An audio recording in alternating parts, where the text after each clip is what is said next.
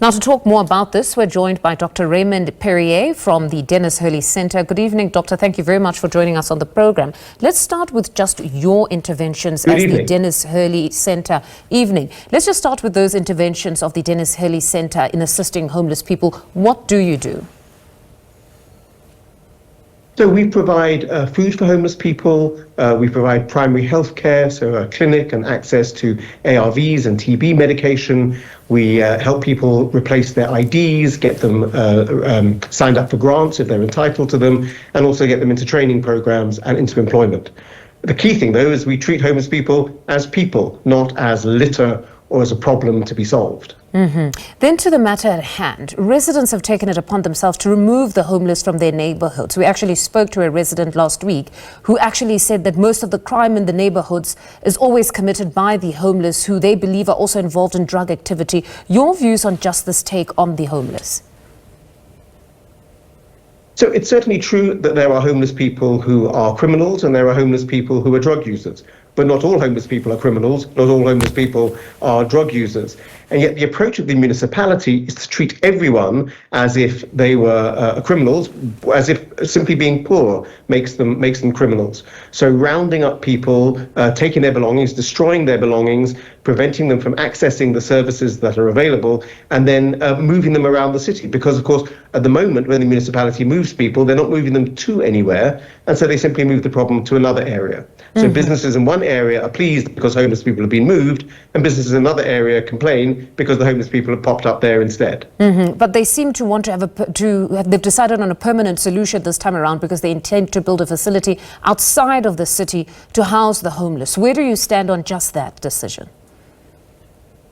It's an absurd idea. So this plan was originally going to be 400 people. Now they're saying they're going to accommodate 1,000 people there. It's about 45 minutes outside of Durban. Most people who are homeless in Durban are in the city because they're looking for work. So even if they end up in the centre, and you can't actually, you can't force people to live somewhere they don't want to live, but even if they end up there, they'll come back to the city. The municipality claims that they're going to provide food and healthcare and counselling and support, but the municipality has been running shelters in the city since COVID, and every single one of the shelters they've been running has deteriorated. The one with women has no showers, has no electricity, and yet when we set it up with the municipality at the time of COVID, it was operating really well. The municipality has no ability and no interest in actually helping homeless people. It just wants to move the problem out of the line of sight so it can claim that it solved it. What would be the solution in this case? So the model that works in other cities, I'm also the chair of the National Homeless Network, so I'm aware of what happens in other cities. And the most effective model is not to have large shelters outside the city, but small shelters which are in the city centre, so where people want to be, but no more than 100 people in any one shelter. As soon as you create a large facility, you simply create problems for yourself and problems of violence and problems of bad management. A shelter of about 100 people, a number of them across the city centre. There are a whole load of buildings that the government owns which are not being used, which could be turned into small-scale shelters, but then you have to invest money in the management and the social work to ensure that the people who are in those buildings don't feel that they've been dumped there or imprisoned there, but are actually enabled to transform their lives. And that model, for example, in Cape Town, has worked really successfully. Now, one assumes during stakeholder engagements that you would then take them through some of these proposals. What would be government's response? They ignore the recommendations of people who are experts in the field.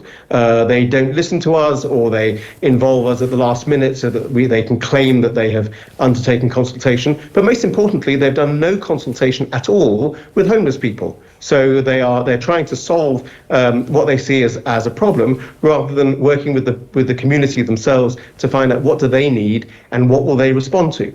And the irony is that during COVID, during lockdown, eThekwini actually led the country in terms of the quality of its response.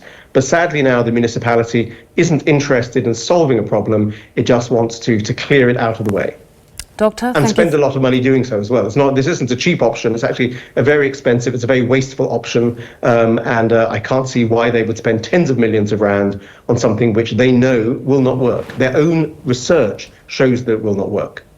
We'll most certainly reach out to the eThekwini municipality to just at least challenge them on some of these issues that you've brought to the fore. Doctor, thank you very much for your time this evening. That's Dr. Raymond Perrier from the Dennis Hurley Centre speaking to us there.